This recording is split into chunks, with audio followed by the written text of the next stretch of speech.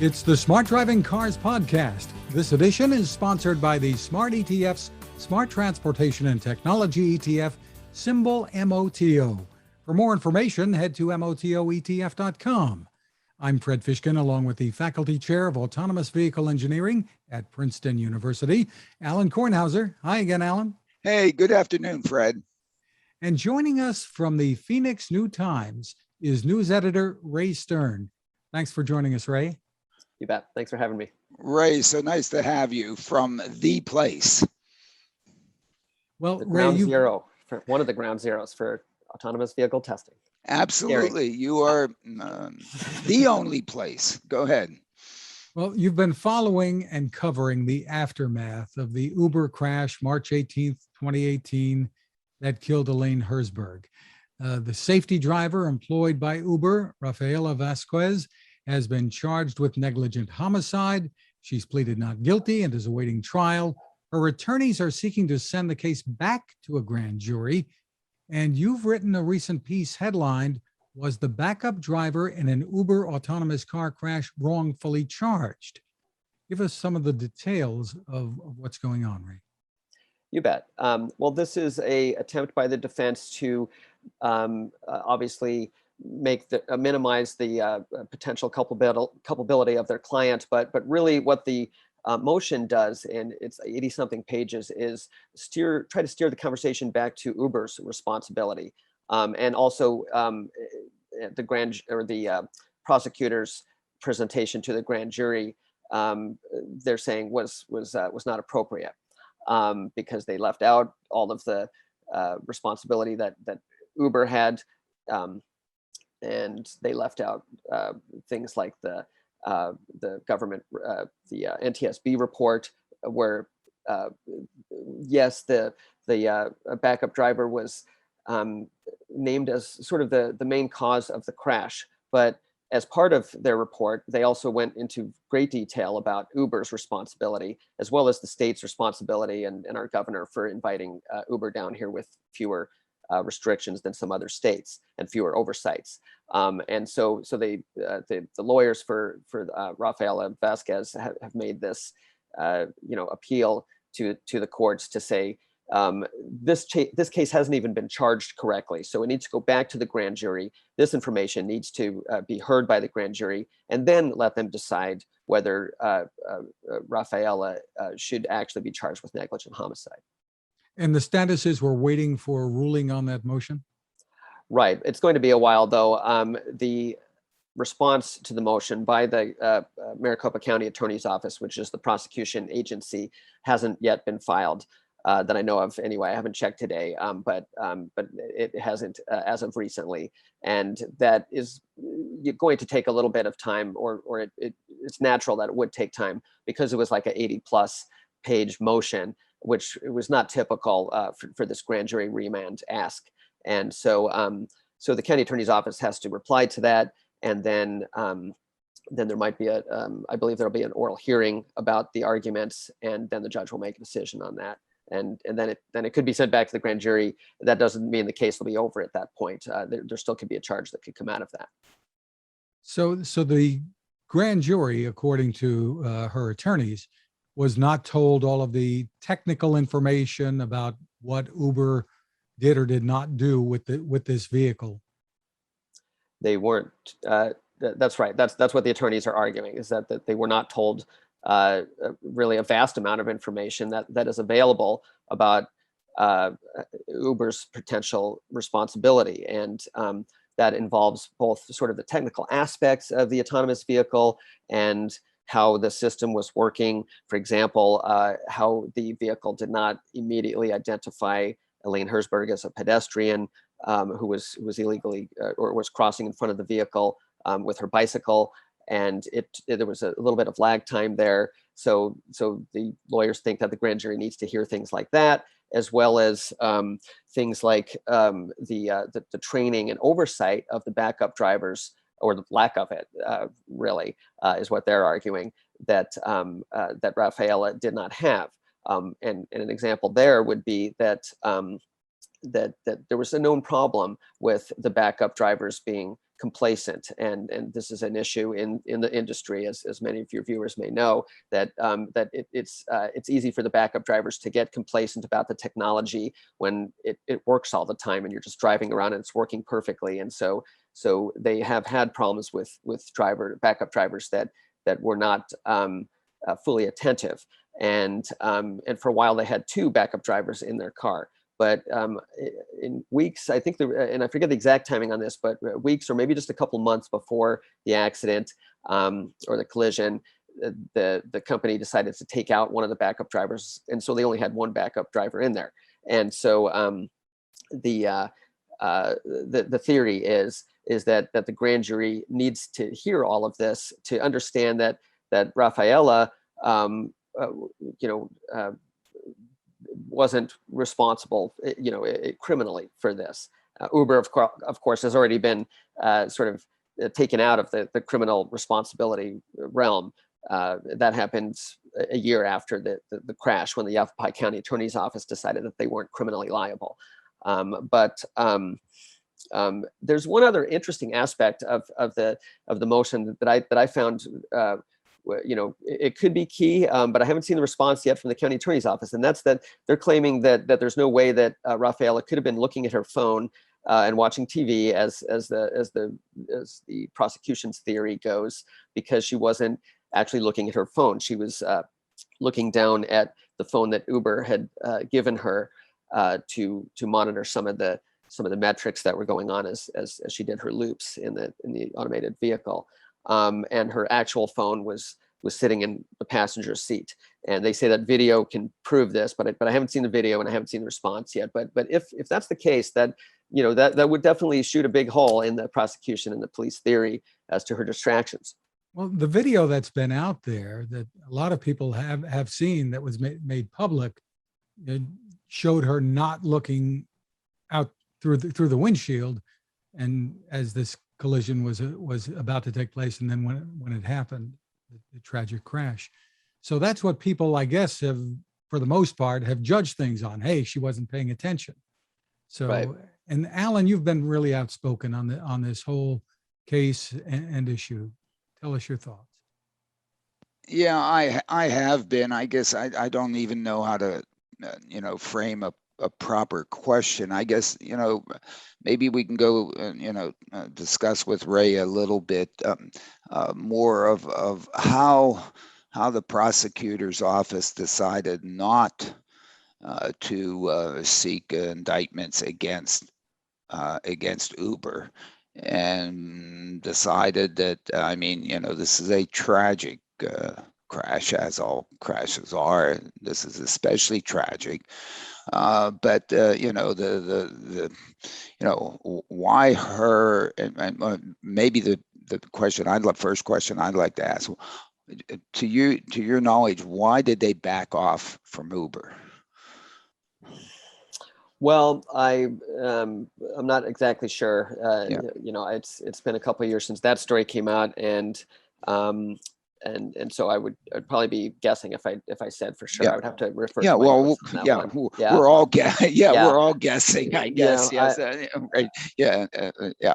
It's yeah. So I'm not gonna speculate about it right now, except to say that there was just the interesting fact that case was moved out of county at the time, because the current county attorney, or the then county attorney in Maricopa County, had a relationship with Uber, in that the county attorney's office was helping to promote a anti-drunk driving campaign that Uber could help with, and so that case was moved to Yavapai County, and maybe that had a difference. Sheila Polk is the longtime county attorney up there. Both Bill Montgomery, who was the county attorney down here and is now a Supreme Court justice, and Sheila Polk, the Yavapai county attorney, they're very Republican, very sort of Arizona conservatives. Yeah, well, again, since I'm an academic, I just spout off a lot. So, to me, from the data and so on that I've seen of the crash, my understanding is that the system saw her 6 seconds before it hit her. And, and of course, the software is there, sees an object, identifies through whatever, the algorithms that there's an object there, can't quite figure out what it is. I'm not sure if it, the kind of things you do in those situations is you identify an object and you put a location vector on it. Where is it? And you put a velocity vector on it. Where's it going? And of course, in terms of doing velocity vectors, whether you use LiDAR, radar, SMIDAR, image processing, or doo-doos, is really one in which the component of the velocity vector in the direction that you're heading is kind of the one you want, because in terms of any of these things, especially the automated emergency braking systems, they're kind of tuned to say, hey, if you're like within 1.6 seconds of collisions, start applying the brakes. Unfortunately, they're designed not to do anything earlier, which is a whole other thing that has to be taken up with the Society of Automotive Engineers, and so and whatever and whatever. But I don't think they effectively put a velocity vector on her, especially not a horizontal velocity vector, just anticipate her coming across. It went through some other things, in the algorithm and tried to identify it again. And it, and then the whole design of the whole process is one in which if the velocity, if it's a stationary object, in other words, it has no component of speed in the direction that you're approaching it, then the tendencies of all of these automated emergency braking system, all these things, is to disregard it. Okay, because as you're driving down a road, many of the objects that each of us identify are stationary objects. Okay, in other words, we're approaching them at our approach speed is equal to our speed. And in an algorithm, you get these two numbers, they're almost the same. It's easy for that algorithm to say, hey, forget about it. Okay, and the reason we forget about them is what are they're poles out to the side. We're going to pass the side. They're parked cars. They're pedestrians sitting there, standing there, waiting to cross a sidewalk. But or they're an overpass, a sign, a tree canopy that we can easily pass under there. So the tendency is to write these algorithms so you try to find the things that are moving in your direction, because you don't want to hit the car that you're following, type of thing. Okay, but when you see these stationary things that you can't quite figure out what there are, it goes through some other loops, and before you know it, a second has passed, and then you get another one and you still don't know, and in a second, I mean, you can sort of follow the timeline if you look at the data associated with the last 6 seconds of, prior to the crash. Okay, That's, to me, that the algorithms aren't written well. They should have been better. Okay, plus they had turned off the automated emergency braking system, sort of the backup system to the driving system that they're using. That had been turned off, and that turning it off was supposedly okay as long as you're going under 40 miles an hour. I think that's all correct, and they were doing 41. Okay, so in the algorithms themselves, there was some not so good code. Okay, and so to me, it seems that somebody should be asking, hey, those of you that wrote this algorithm, I'm sure you learned a lot from this one, and you went back and fixed it. And we know people did that. Toyota shut itself down in all this business that day. And I suspect everybody who's right knows that, went back, what if we encounter this thing? What the heck are we going to do? And my goodness.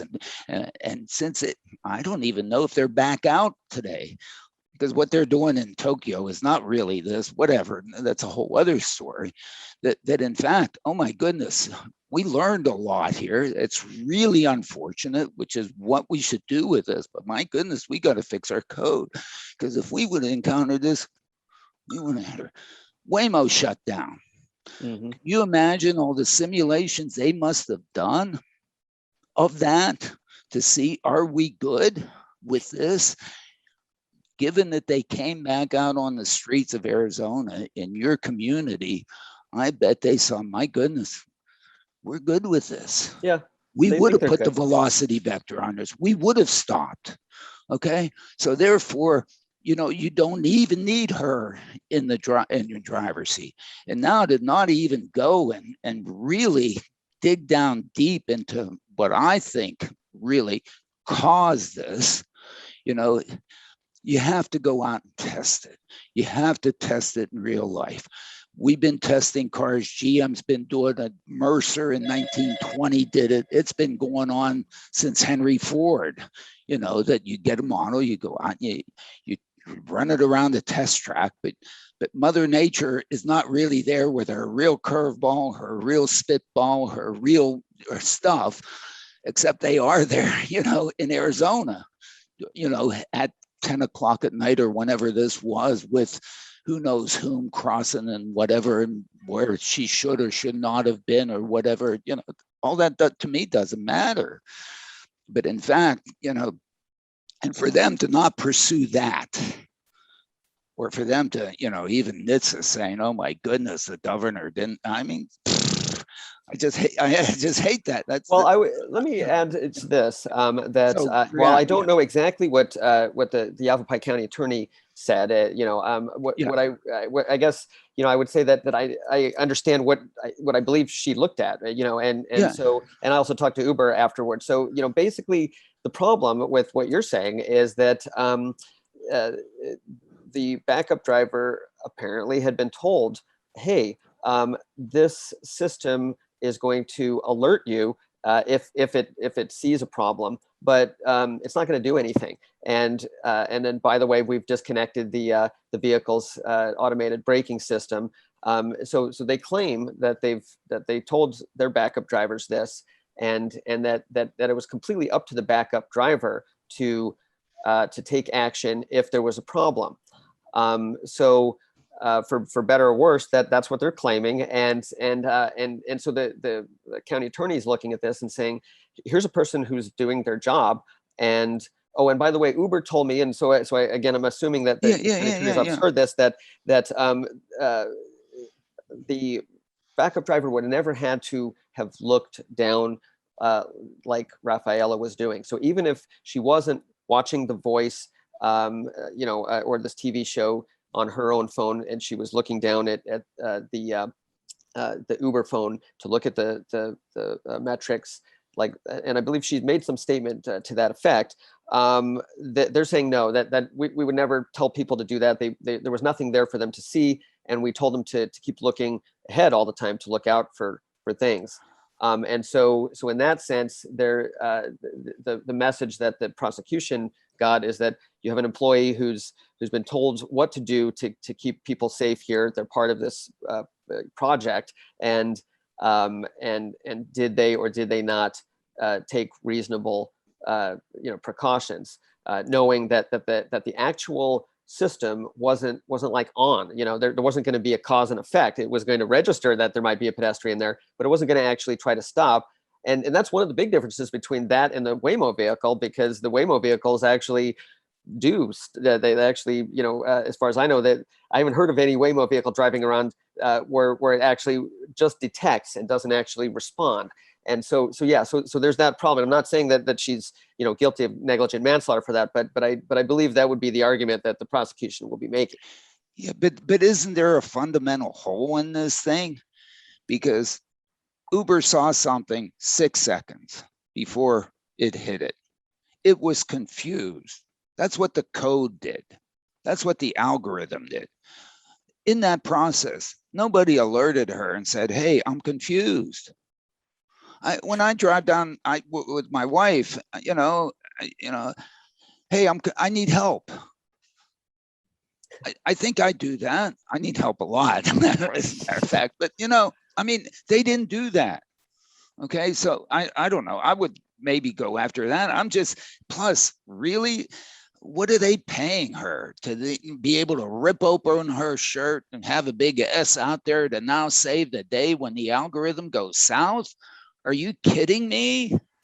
I agree. I mean, And really something. the pressure to sit there all day long watching and I don't know. I mean, it just seems, I think, Well, the point you've made before, Alan, is the technology, and not just in this case, but in many others.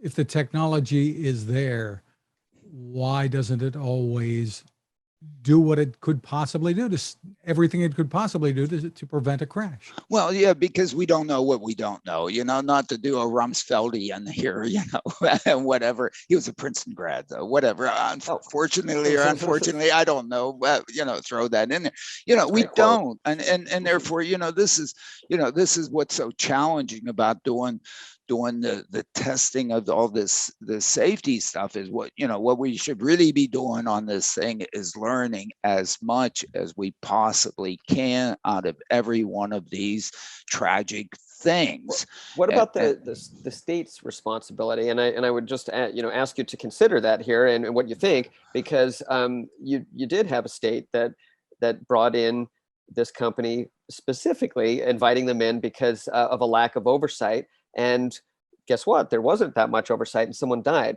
And so it could come back to the idea that if only the state had not done that, if they had not provided a little more oversight, that wouldn't have happened. Elaine would still be alive, and the program would be better. Yeah, but it's probably tough for it to be better because, that's just a reason to not do. I mean, life's a risk. And in fact, if it wasn't a risk, it'd be boring to live it. Is what I try to tell my students and their parents when they show up on campus. I mean, the beauty of this is that we don't know the future. We don't know what we don't know. We all go out and seek it and so on. And that's the beauty of living. So yeah, sure, you can put all those things. But to me, in this one, it seems as if, everybody should sit back and say, take a deep breath. Let's learn as much as we can. It's tragic that Alain got killed. Uber has suffered enormous penalties of this, because I like to pull it out of whatever the air that, they were worth 120 big ones before Elaine and only 60 after, they lost half of the ranch. Sure. They lost half of the ranch in that thing. And in fact, if you look at the flatness, they had to give away or pay people to take their AV stuff that they had done. It turned out that because of this, it was totally tarnished. They had to pay Aurora to take it away from them. And in fact, their whole business model, which is predicated on having a very inexpensive chauffeur taking people around, is essentially non-existent now because they don't have the opportunity to do this technologically, and unless they enslave a bunch of people to do it for free because they happen to be, gig workers and whatever. I mean, enormous pain has been placed on everyone concerned here, and maybe it should be the whole industry, Alan. Look what happened to the whole industry. Sure. Look, Toyota dropped out. Everybody stopped.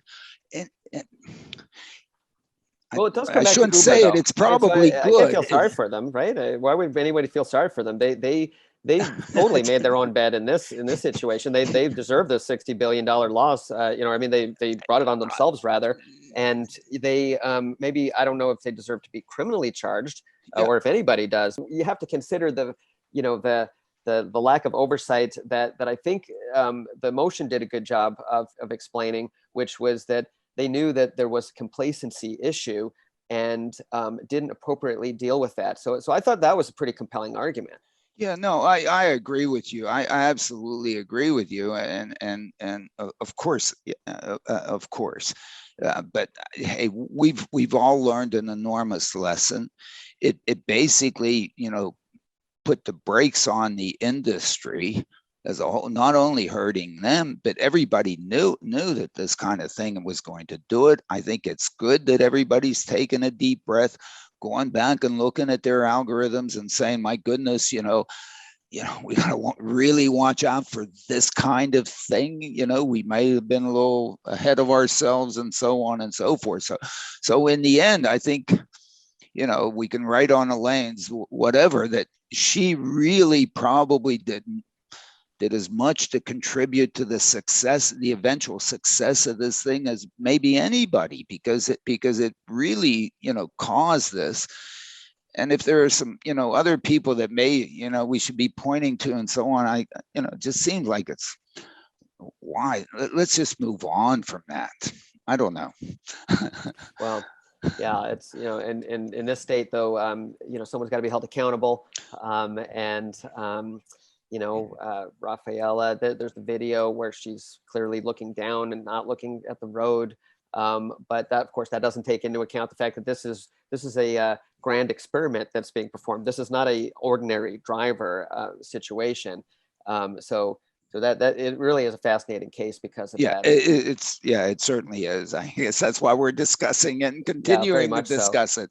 Right, and this is going to be a big trial, I think. And I'm not sure of the exact date. It was late August, but I'm sure that's been moved back by now. There's going to be a lot of these types of motions that will go through. Who knows if it'll take place even next year? But I think when it does take place, if there's no plea deal and this is actually a trial that takes place in Arizona and in Maricopa County, there could be a TV camera allowed, and there have been for other big cases. And so this could be a worldwide event. Yeah, and the discovery piece on the algorithms, guess what? I'm going to be able to learn exactly what the algorithm was, because they're going to have to divulge it and they're going to have to put out the code. And I mean, I'm going to have never mind. Yeah. Well, I right. mean, it's going to be a field day for everyone interested in it. Yeah. But I guess I'd like to say we've already gotten a lot of societal value out of this thing. In other words, we should feel comfortable that at least society has been made better. We don't also have to incarcerate somebody to feel better about this thing. I guess why do we? That's a whole other story. We won't go there, Ray. Whatever. Right. We'll be back with more, Alain, but first, this is a good time to remind you about our sponsor, the Smart ETFs, Smart Transportation and Technology ETF, symbol MOTO. To get more info, head to motoetf.com. On the website, look for a white paper. It's called The Smart Transportation Revolution. It's under the Insights and News tab. Some great information there to help you make informed decisions about investing. You may know that ETFs can be a good way to spread risk with investments, maybe focus on a particular category of stocks.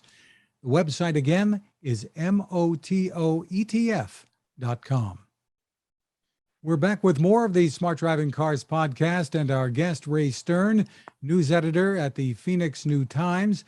Ray, being where you are, have you had much experience with Waymo and the service it's offering in Chandler?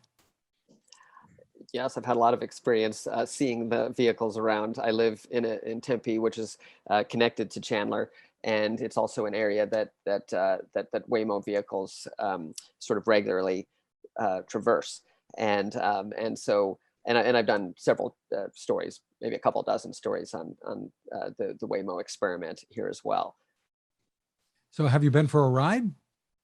I went for a ride a few years ago, but not recently in their new program. So it had a safety driver when you were in the vehicle. Yes, then if it was a few right. years ago. So he did not touch the wheel that I saw, and everything appeared to be operating completely autonomously. And I have an article about that. There were just a couple of glitches, but nothing that I found unsafe. But for example, it didn't want to go around a garbage truck, and I don't know how long it would have waited there until the garbage truck moved. But that was the old technology. I hear it's still having similar problems. And I've read stories and seen a couple of videos of this young man who has ridden in it like 60 times and has done a lot of work on that. So he's been on vicariously. Okay, great. I forget his name right now. But. Yeah, we had him on and we talked about it, but again, you know, all those things to me make it into an amusement ride as opposed to a mobility system for people who, you know, don't have a better way to go. And, you know, to me, this is such a better way to go than can be offered by, you know, any bus system in the nation, you know, that they try to offer some rides to people who, you know, can, for whatever reason, don't have their own cars. They might be too young, you know, I mean, only macro. Think of all the chauffeuring I've done of two young people to get them. I mean, really? I mean, good thing I didn't charge those kids. I mean, oh my goodness, I'd probably be rich guy now if I did, though. But you know, and all my daughter these has things. Down syndrome, and my youngest daughter, and you know, she's a great candidate for autonomous vehicles because although we've tried a little bit of driving, she may not be able to drive in the future. She always meets her challenges, so I'm not going to definitely rule it out, but it looks unlikely. In which case, autonomous vehicles would be great. You know, so I'm hoping someday, and I'm not quite as hopeful as you are that it'll be soon, that will be an option. Well, Ray, I'd like to intervene here and point out that when we did our third smart driving car summit here in Princeton, May pre-pandemic, which is like 80 years ago or something. I don't know. Pandemic's been going on for how long? I mean, whatever. But the May before that, in fact, we had a whole substantial segment associated with mentally challenged, if that's an appropriate, sorry if I'm not using the right terms, but you know, autism and down sort of people, and how to design these vehicles and design the operation so that it could provide them mobility. Because of course we have the situation around here that in fact the public services in terms of providing mobility to these people once they become older than 16 years old or something like that, like disappears. And I mean, it is for the families that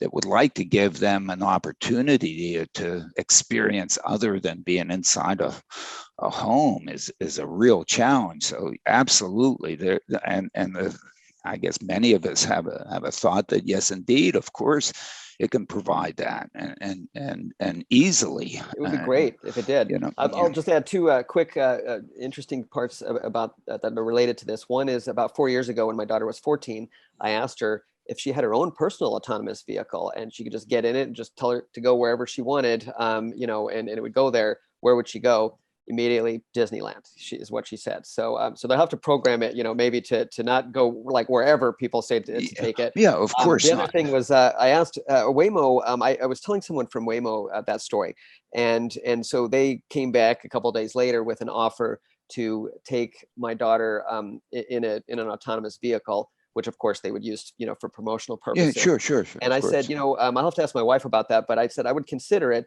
if there was no backup driver. And I'll be in the car with her. You know, if you're willing to put my daughter and me in a no backup driver, so they wouldn't do that. But it wouldn't matter because my wife said absolutely no way to, you know, to any of it anyway. Well, but today they probably would. Yeah, Today, wouldn't even need to ask anybody. Right, she could rent one herself, actually, Yeah, or yeah. you know. Yeah, I mean, just hail one a la Uber or Lyft, the way you hail Uber or Lyft, but do it so that Things have someone changed. with But you know who hasn't ridden one yet that doesn't have a backup driver is our governor. And despite the fact that he invited the vehicles, you know, and autonomous vehicles into the state with no oversight, I asked Waymo 2 years ago if they would offer the governor a ride in a vehicle that had no backup driver. He has ridden in one with backup drivers, and they said absolutely. We invite the governor to come do that. And so I put it to the governor's office, and you know they didn't appreciate the fact that I was setting that up for them or trying to, but he said that they wouldn't do that at the time. And I put it out on Twitter a couple times since then saying, you know, yeah, it's been 3 years since the governor has been asked, you know, or offered this. He hasn't yet taken it. But I honestly am wondering, when is he going to get in a vehicle that has no backup driver and to go for a ride? Okay, well now let me. You opened up a floodgate, Ray. You opened up a floodgate. I want you to invite the governor of New Jersey. Oh. And the commissioner of transportation and the mayor of Trenton to come out and have a ride in Waymo without a backup driver. Right. We will come. I think. I don't know. Well, only Waymo can do that, but Oh, I know, but but they should. but in fact, Yeah. I am trying like hell to get them to come out and see what the heck is going on there, because of course I want Waymo, or I'll take GM Cruise, I'll take Ford Argo, I'll take Zoox, Amazon, which I think are, at least in my I don't know. people that can do this, to bring it to Trenton.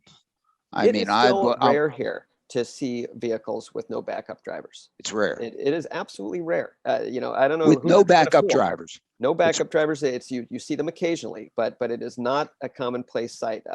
9 times out of 10, when I see a Waymo vehicle, it does have a backup driver, and so I'm sticking with that, sort of off the cuff percentage. But I would just tell you that if you come here and spend a few weeks here and see what I see, you would have to agree with me that it would be rare to see them with no backup driver. I've only seen it once, really. So I would think, again, I don't know what's going on, so I'm just, a professor spouting off. I would think that the reason that Waymo is doing that is because they don't have enough customers for their service in Chandler to put more vehicles without drivers out there. So they have a bunch of drivers. They probably have them under contract. And instead of letting them just sit there and not being in there, it behooves them to have a driver in there if they have them. Okay, where you could look at it. I wouldn't look at their books. I'm not looking at their balance sheet. But if that's not really costing them an incremental amount and they have them, boy, if I was running Waymo, I would have them in there. And as you've experienced the rides, the fact that they're not doing anything, great. But just to have them in there in case, when you can afford it. The problem is that at some point that does hit the balance sheet, and you can't, and you can say, well, somebody's going to pay for it. But, that's not what mobility is all about. Somebody's got to pay sometime. And the only reason to put the technology in there is to make it affordable. Okay, that's the only reason. I think that's somewhat beside the point, though, to the question of will the vehicle be totally, unmanned, on a regular basis in the future, because we can't really figure that out yet. I can't figure it out. And that's, I think, it's still an open question. When we see these vehicles on a widespread basis with no person in them, then we'll see how safe they are. Really, what could be safer than a human being who has a good safety driving record behind the wheel of a car that is got $200,000 worth of autonomous vehicle equipment on it? That is a very safe vehicle, and it's probably safer than any other vehicle on the road, because even if you have a safe driver, they don't have an autonomous vehicle. And so I'm waiting to see these things put on a widespread basis, and I'm sure that's when we'll see how good they are. Yeah, but right, that's if safety is your objective. Okay, is your sole objective. You don't care what it costs. Okay. I mean, why not have 2 safety drivers? Why not have 12? Oh, it might even be safer. Okay. I mean, this is part of, I don't think this has been sold well. Okay. It's been sold as a way to mitigate crashes where we're involved. But when we're involved in those crashes, it's because we misbehave.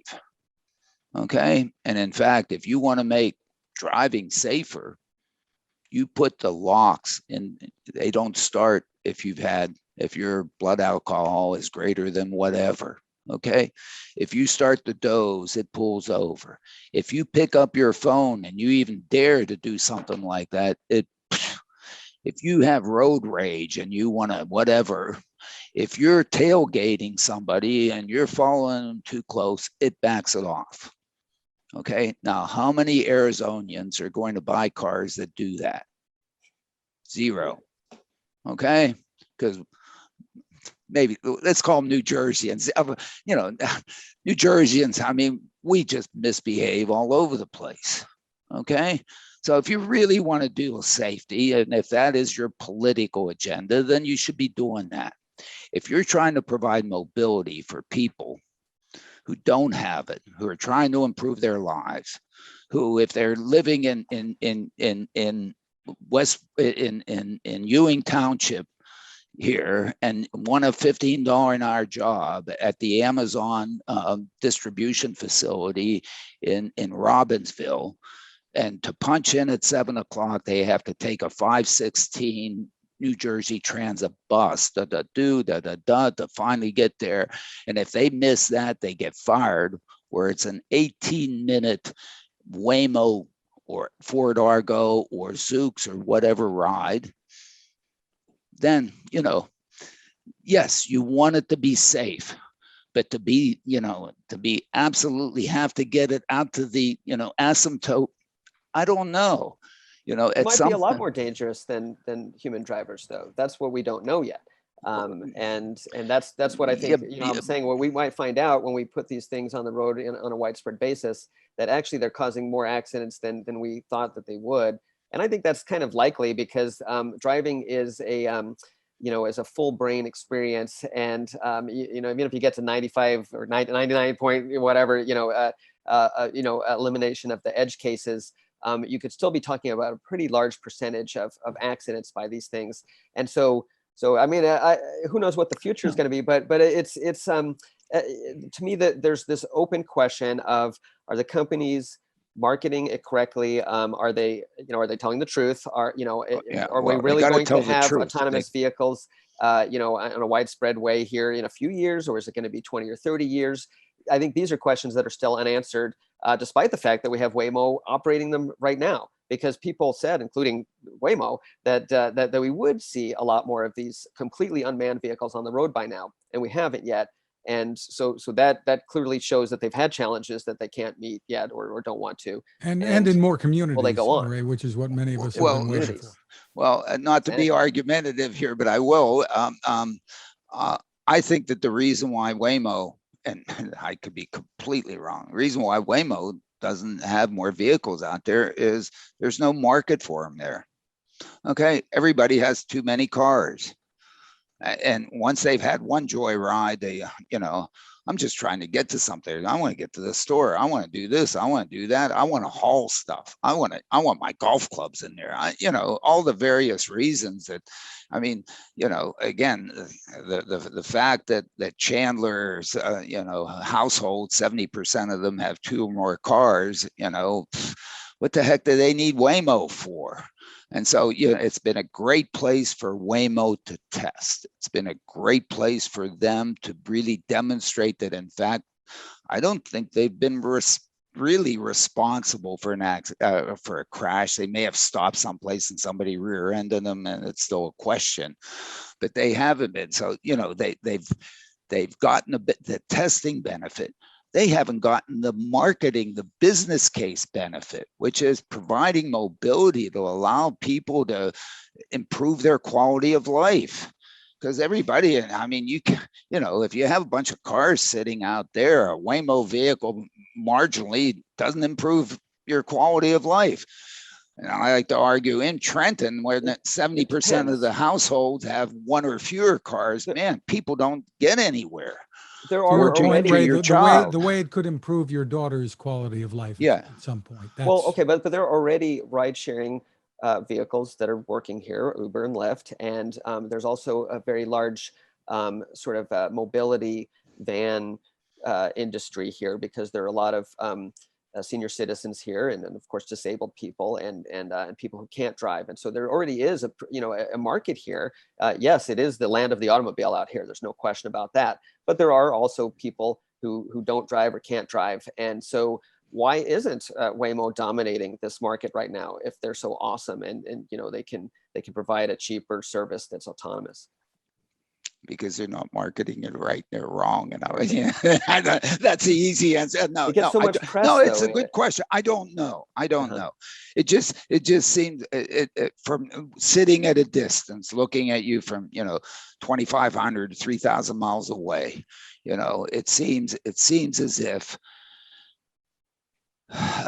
yes, there are those kinds of things that they just, the initial thrust, the whole, I mean, the chairman of the board of Daimler came out at CES in, 6 years ago in the F015, thing that, only if you're a 1%er, you're not rich enough. You have to be probably a 0.5%er to, it was all targeted to, towards that, as opposed to targeting it to people who, have to take New Jersey Transit. But I love New Jersey Transit. Don't get me wrong, whatever. But I mean, that's good. I haven't had any experience with it, but I'm sure it's wonderful.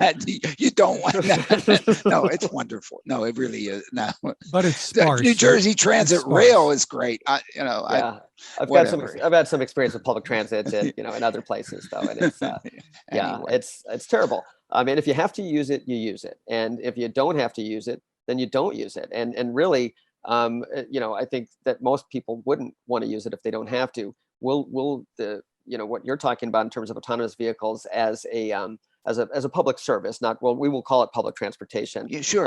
Please, it is public transportation. But it's, well, right. And so again, I guess I imagine it as you have to take the Waymo car because it's the best, cheapest thing. And, owning a vehicle, like in some parts of Europe, is just way too expensive. So you just can't do it, but you'd love to. And so you get in this kind of dirty, smelly Waymo vehicle. It smells like about 50,000 people. And you just do it because you have to. And so, right, that's the future, right? It's not fun. I don't know. You don't think they'll have spray in there to whatever, and they'll have, we'll smell that too. They'll have soft Corinthian leather so that Roberto Montalban will say, it's like, no. Well, you can choose in the app which scent you'd like, lilac or whatever you like.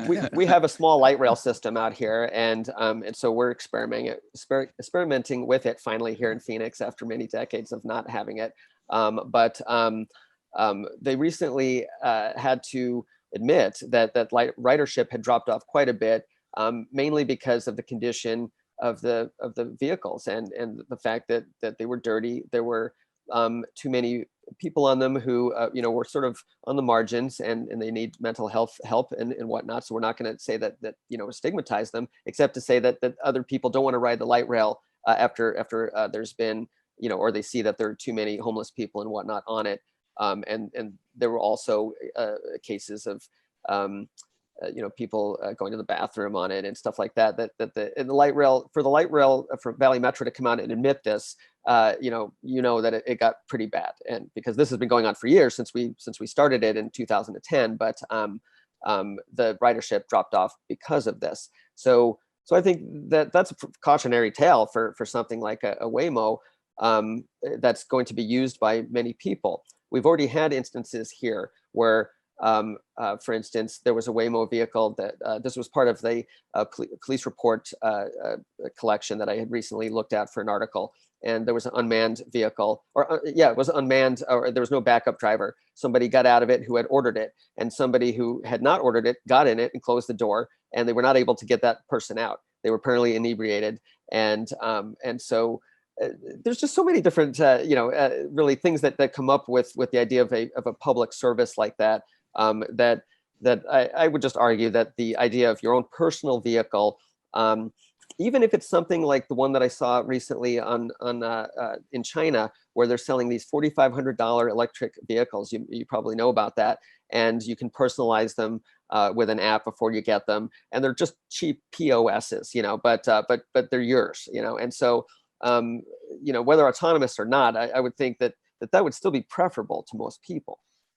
If you can put it on the road. The roads are capable. If you have a place to put it, if you're paying the insurance, et cetera, too. There's a lot. Yeah, no, I agree with you. I just think I think you've sort of made my argument is that is that, my goodness, it's been wonderful that the governor invited all those folks there, that they've had the opportunity to improve their technology, and really not at a great expense to Arizona, maybe a marginal, some little bit of expense.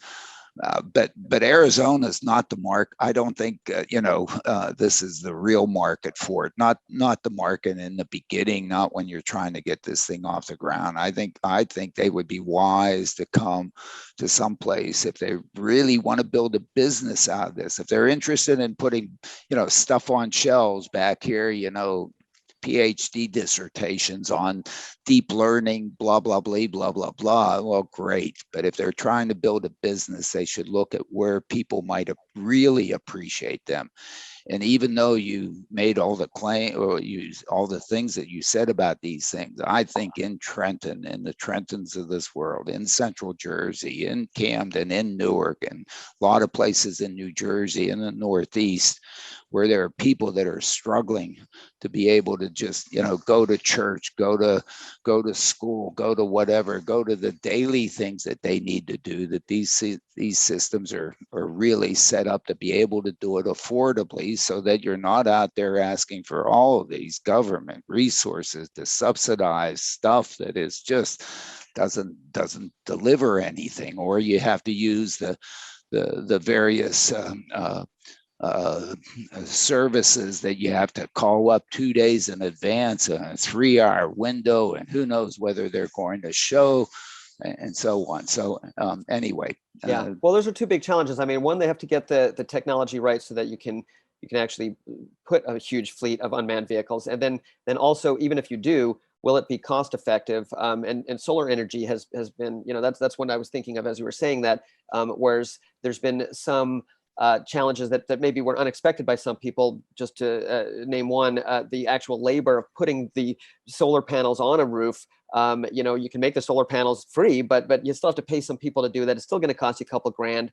And so will the something like the Waymo be cost effective? Because you're talking about affordability being one of the main benefits Absolutely. here, because you can already get a Uber vehicle and it's popular now. And so there's already a solution there that requires a human being.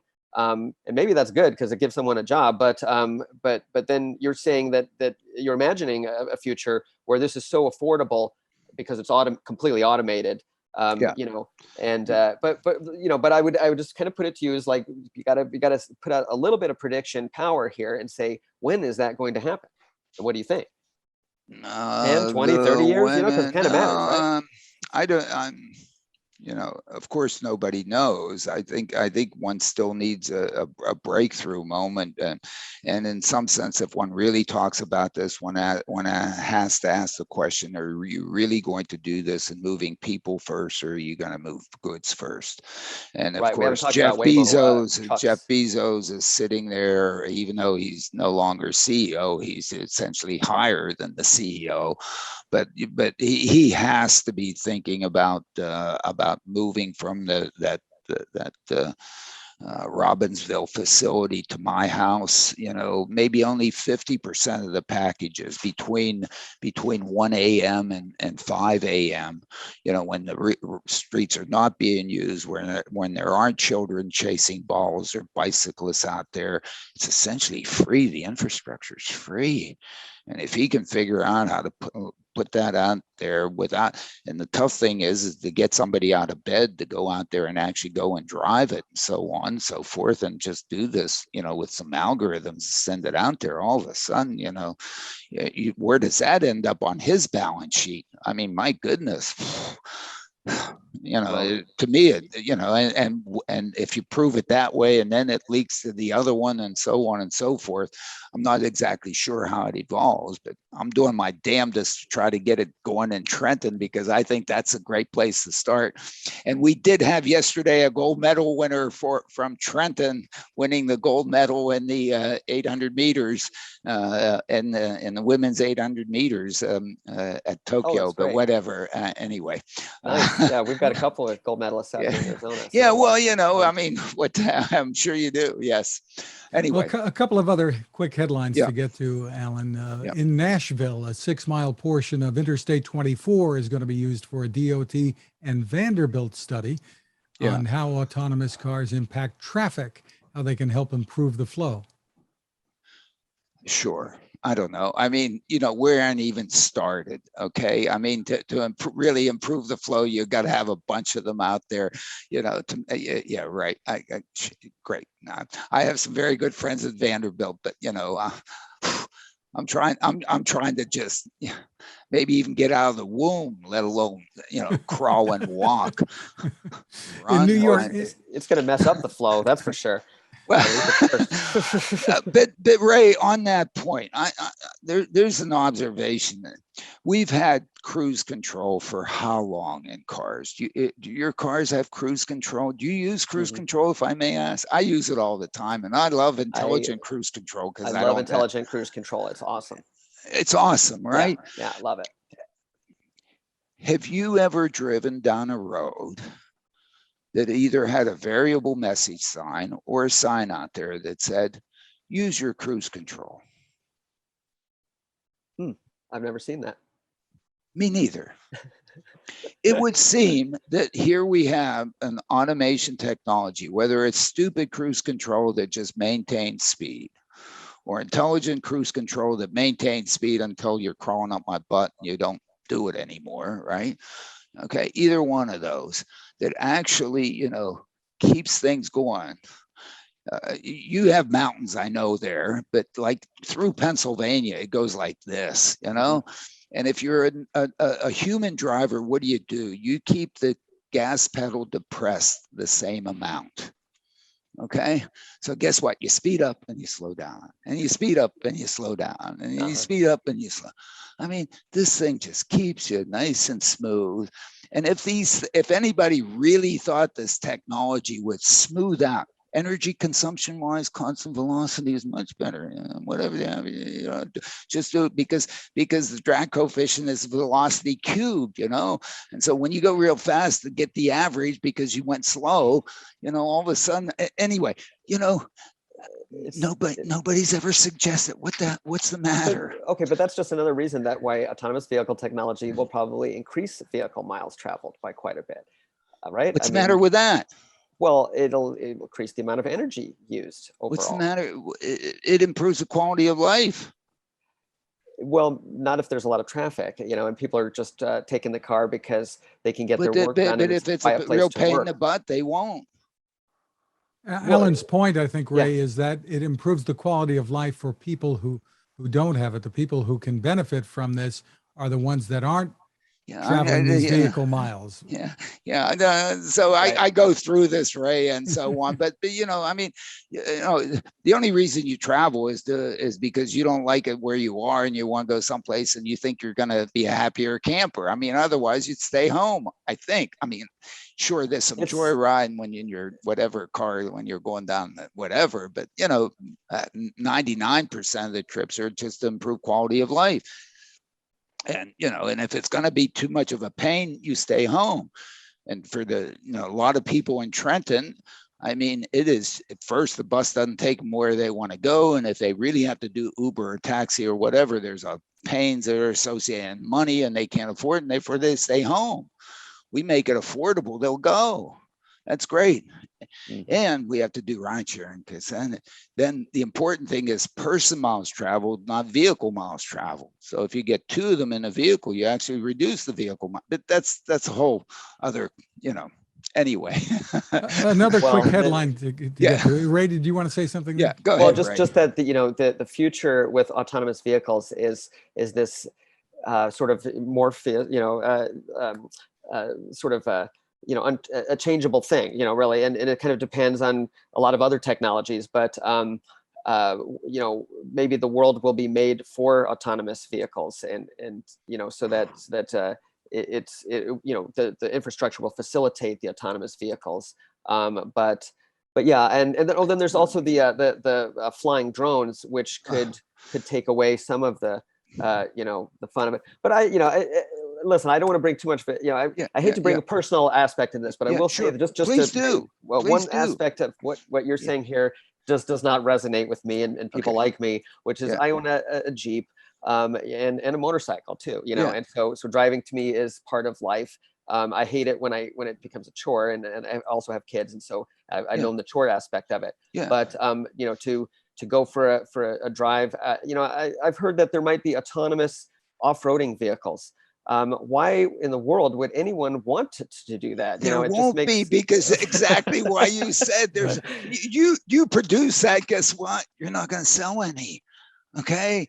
And you're going to go bankrupt. All right. Yeah. There is, first of all, there is no market for an really driverless vehicle that you would own.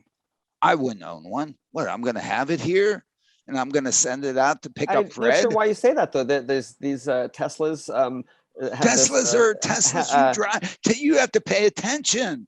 Well, people don't always know that, but I'm just saying that that's they should. You got to tell them but that's a feature seen as pretty cool by people, and I think that just like the intelligent cruise control it seems to me that like that'll come before we own autonomous vehicles. Your vehicle will just be something you can just put your hands down on, right? And the vehicle will steer itself. Of course, but you're going to have to be in there. I call I call it stupid summon.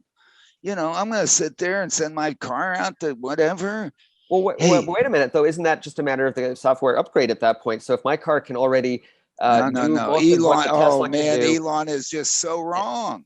But the question, wait, let me ask. Liability here. The liability issue is a huge thorn that can stop us in its tracks. If in fact Elon sells me one of these things that I can go out and send my vehicle with nobody in it to go pick up Fred, guess what? The technology that's in there is responsible. Okay. We have no person in there that we can indict. Okay. That means Elon is responsible. That means if anything happens, Elon has to have a war chest to fight that sucker. He's not rich enough. He can never sell you one of those things. He can't charge you enough. Okay? And if New Jersey manufactures my car insurance company, I buy one of these things, and they know I'm totally irresponsible. I'm not going to maintain that thing so that it won't crash when it goes to pick up Fred with nobody in it. Okay. And they're going to charge me what? Okay. So there's no market for ride. There is no market. You won't buy one because you can't drive it. I won't buy one because I can't drive it.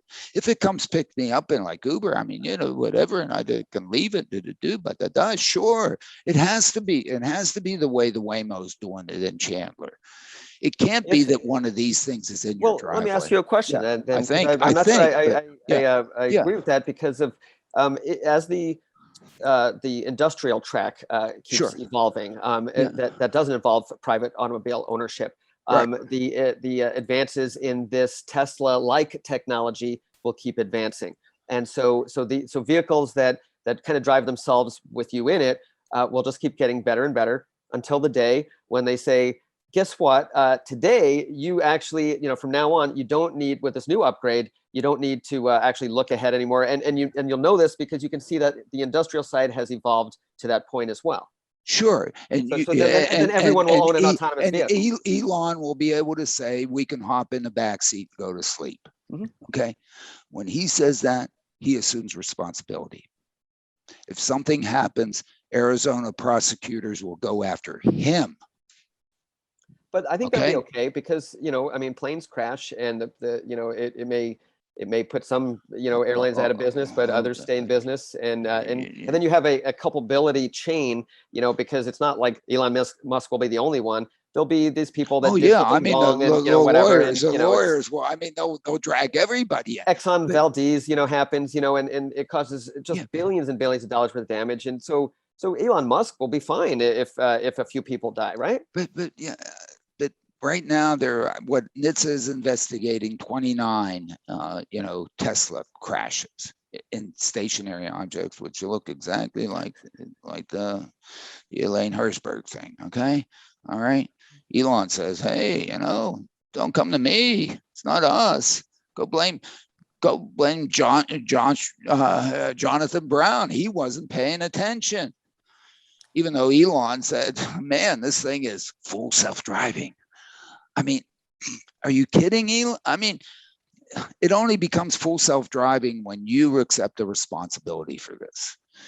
And to me, that is the major accomplishment of Waymo in Chandler. You can imagine that they must have sat around a table and said, oh my goodness, we can send one of these things out there without anybody in it. And if anything happens, it's on us, because they have nobody to blame. That thing blows up, you name it. Yeah. Can you imagine what must have gone on in that conference room and that whatever for that? I mean, it's amazing that they reached that point, right? Huh? It's just a balance sheet. It's a corporation. So they sat down, they figured out their liability and their costs and their risk. And they said, oh, actually, yeah, this pencils out. Let's do it. Right. So, and in that, they saw what happened to Uber. Right. They went from 120 to 60.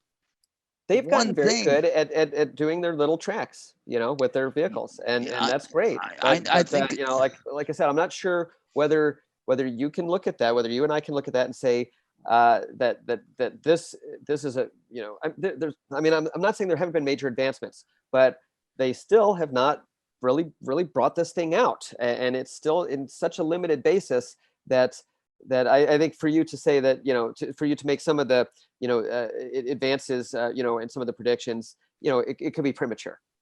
Yeah, sure. Of course it is. And it has to be within the so-called operational design domain. It has to be within that. The Uber vehicle should not have been going above 40 miles an hour. It should not have turned off its automated emergency braking system. It shouldn't have gone out there too far because really it hadn't, and all these things. And I think Waymo is probably very careful. They can't take your son or your daughter to Disneyland because their operational design domain is only within Tempe, Chandler, whatever, 500 square miles, whatever they claim.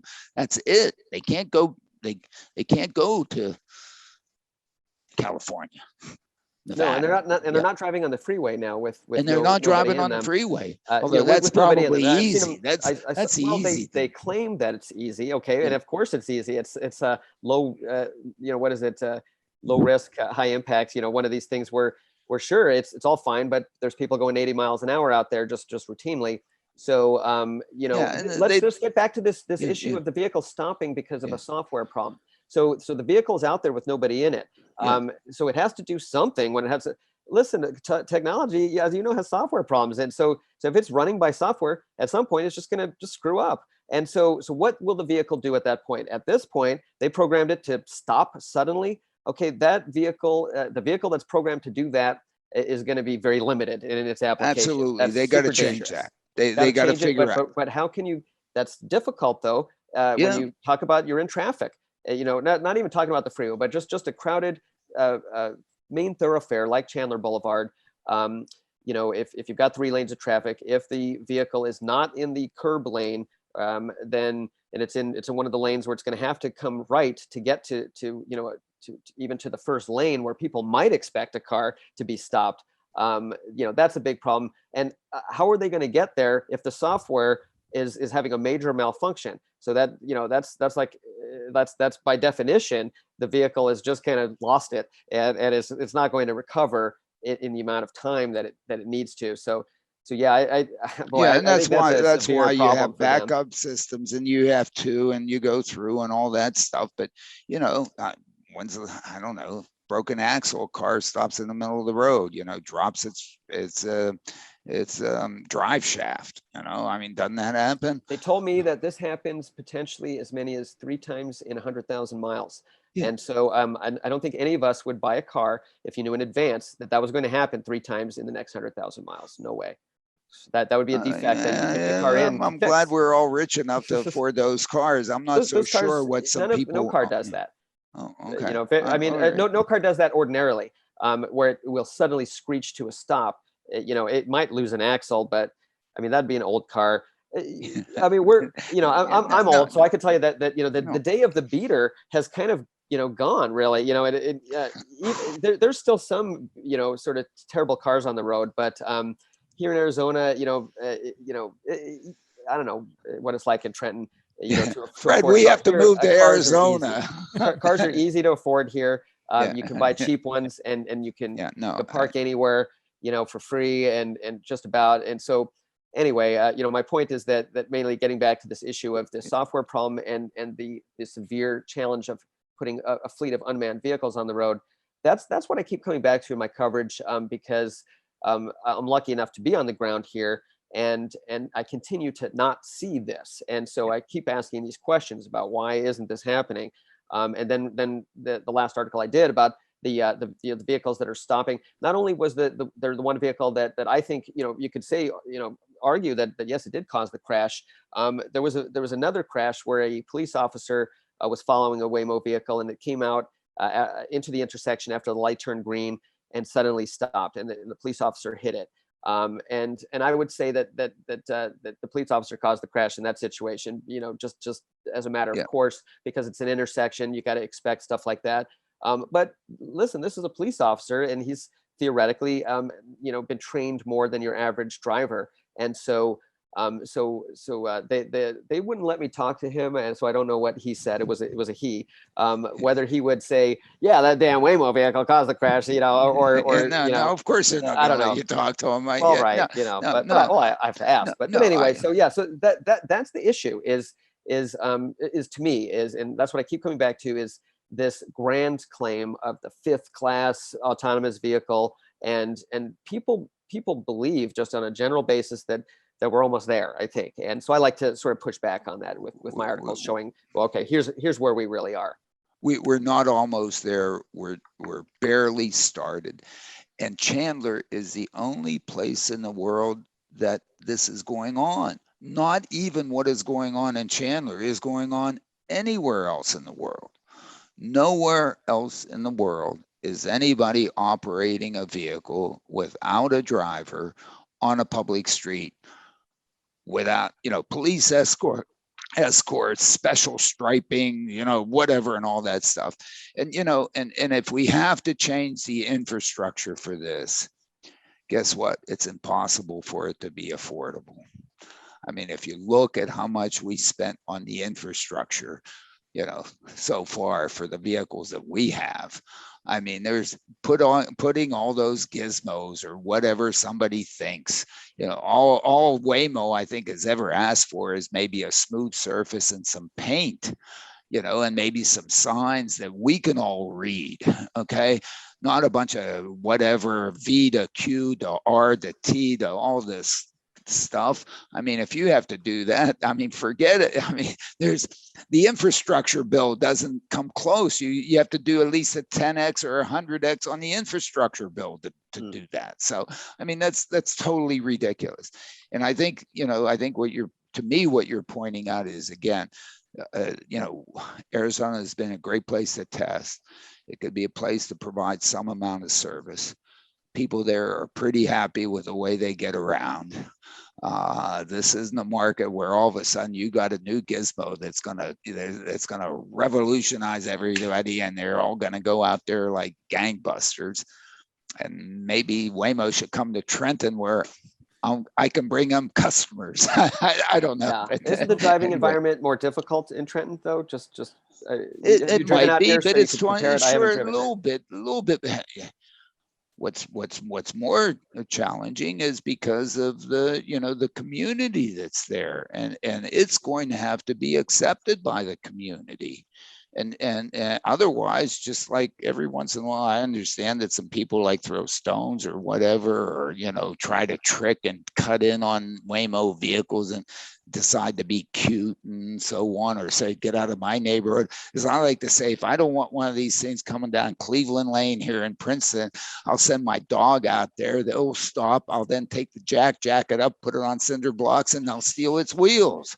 I mean, it'd be trivial. I mean, last time they come down here, if I don't think it serves my neighborhood, doesn't enhance my neighborhood, what are they doing in my community? Okay. I mean, we're all the same way. We all, I think, live that way. So therefore, the whole thing, if this thing is really going to, if it really is going to, first of all, improve people's lives, they have to realize that it does improve their lives, and then they're going to have to protect it. Okay, because we can't have policemen. We aren't going to have a driver, but now we have to have a policewoman protecting it. Oh my goodness, that's even more expensive. I mean, right? It doesn't take much. That does not pencil out clearly. That does not. That does not. So I think I think we all are, and we're is that. The issue is the market. We've written a bunch of papers, bunch of people got PhDs and so on. Investors threw in a heck of a lot of money. But now, where's the benefit? Where's the societal benefit? Where's the return on that investment? And so I think they're all still struggling for that. You're looking for affordable rides as being a goal. For people who don't want to drive. But it sounds like the linchpin to that is this fifth realm AV. That's when it all becomes affordable, when it's so automated that and so right, and so that's the biggest challenge that may never get to, right? We may never get to it. We may never get to it. It's just like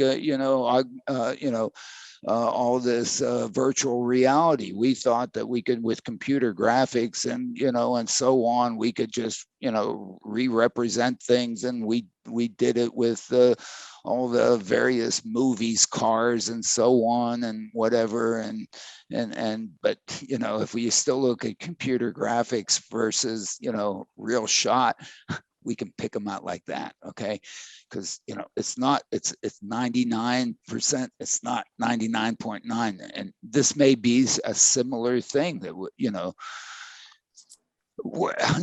we're still working on it. We are not there yet. I still think we can get there, but it's possible. It's just we don't know what the future looks like. That's the thing with computer technology and so-called AI. That there could be just astonishing advances in 50 years, which maybe they may be much sooner than that. But when you think, wow, where were we 50 years ago with computers? Where will we be 50 years from now? But let me just throw one other thing out too, which is that I think there will be a military application as well that will be on the forefront of everyone's mind as these autonomous vehicles come to, as we all come to know them. And that's, we're going to see these totalitarian countries and battlefields, but I'm thinking also just as a security vehicle, there'll be this ubiquitous security vehicle, and it will be an autonomous vehicle, maybe with a machine gun on it or something. That's in my crazy imagination. I can imagine a country like China putting something like that, to keep the Muslims in check. Why wouldn't they, if that's cheaper than deploying soldiers? So it's sad to me but I think we will see and that's been driving this technology from the beginning. So from the beginning, I mean, if we go back, if we go back to the DARPA challenges, which is really what swung this. Before we all thought that we need to build the highway to have all the gizmos in it, and then DARPA came out and said, well, why don't you put all that intelligence in the vehicle and just have it go on dirt roads? I mean, why do we need all that stuff? Why don't you refocus where you put the intelligence? Which at that point we all went, well, of course, because otherwise, you can do it for one, and because it's computer technology, you should be able to replicate and then replicate and replicate and replicate. So, and exactly what Waymo did, until they sort of hit a roadblock in Chandler, and I think it's a roadblock in the market, not necessarily in the technology. And it's a great place to test and to do some good. but it's not the real place to do a lot of good. And the fundamental advantage of all this is that this is Moore's law stuff, and we've lived through more. I mean, just look at our lives as to how they've been proved because of Moore's law. And it doesn't seem as if it's stopping. I mean, the things that we can do in, 30 times a second now are like, whoa. I mean, cut it. I mean, I still say, really? I mean, my students are out there doing all this stuff, and wow. I mean, I'm still amazed, right? Well, really a terrific discussion, Ray. Lots of great points that you've brought up here, and Definitely. where this is leading. Talking about this stuff, and yeah, as you can see, me too, right? It's a real treat, Alan. Right? Thanks. Yeah. Anyway, thanks for your coverage of all of this, and the website is phoenixnewtimes.com, if I've got that right. Thank you again, Ray. Thank you. Appreciate it. Ray, so nice having you with us, because I mean, you really are at the only place in the world that's actually doing this. Okay, everybody says I'm gonna, or I mighta, or I'm do, or I mean, you're actually, I mean, congratulations. Congratulations. Well, thanks. And I would just add that, I encourage other journalists out there who may be listening to this and interested in this subject. There's still a lot of work to do, not only just in general, but here in Chandler, in terms of what exactly is Waymo doing. There's still stories to be told there for sure. Absolutely. Alan, we want to point out too that the new book, Power Play, Tesla, Elon Musk, and the Bet of the Century is now out. Congratulations to the author, Tim Higgins. Make sure you check out our full interview with Tim, just published a few days ago. It's on episode 226. We want to thank our sponsor, the Smart ETF's Smart Transportation and Technology ETF. The ticker symbol for the ETF is MOTO, and more information is available at motoetf.com. You can find us at smartdrivingcar.com, on Anchor FM, Spotify, TuneIn, wherever you turn to for podcasts. Even your smart speaker can play us. You can find my tech reports at textination.com. I'm Fred Fishkin, along with Alain Kornhauser. Thank you for listening or watching, and please continue to stay safe. And thank you again, Ray. Thank you. Great having you. Thank Wonderful, huh? Wonderful discussion.